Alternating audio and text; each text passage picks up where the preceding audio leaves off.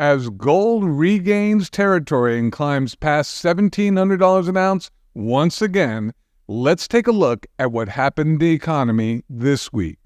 Before we begin, remember to like this video and subscribe for more economic updates. On Friday, the Labor Department released the week's highlight economic data report, nonfarm payrolls for December, which revealed that a lot more jobs were added last month than anyone was expecting. Non-farm payrolls soared by 256,000 in December, coming in well above the downwardly revised 212,000 jobs added in November and the 153,000 jobs economists had projected. As for the actual unemployment rate, that jumped 0.1 percentage point down to 4.1%, which still marks the 7th month in a row that rate has landed above 4%. On its surface, the November Job Openings and Labor Turnover Survey, or JOLTS report, also seemed to convey good news about the continued resilience of the job market, indicating that job openings climbed more than expected. The report showed that job openings climbed to 8.1 million in November, an increase over the upwardly revised 7.8 million openings in October.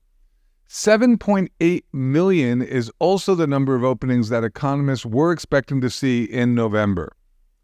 But a couple of other key pieces of data reflected in the report appeared to be additional signs of some cooling taking place in the labor market. For one thing, the report showed that while openings tilted upward, hiring moved in the other direction, with the hiring rate falling to 3.3% from 3.4% in October. The rate at which workers quit their jobs also fell in November to 1.9% from 2.1% the month prior. Another sign of possible labor market weakness emerged Wednesday in the form of the National Employment Report for December from payroll processor ADP.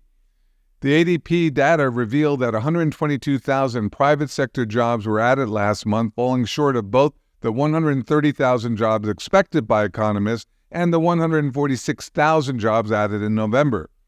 Per ADP's data, job growth in the private sector has decelerated in 6 of the previous 8 months. What's more, the reading for December marks the fewest jobs added since August. In a statement, ADP's chief economist referenced the growing slack in the jobs market implied by the data, saying, "The labor market downshifted to a more modest pace of growth in the final month of 2024, with a slowdown in both hiring and pay gains." Finally this week, the Commerce Department reported on Tuesday that the trade deficit jumped 6.2% in November. The increase was fueled by the sharpest rise in imports since March 2022. Overall, the trade deficit rose to $78.2 billion from $73.6 billion in October. U.S. exports actually rose 2.7% in November, but imports rose faster, climbing 3.4%.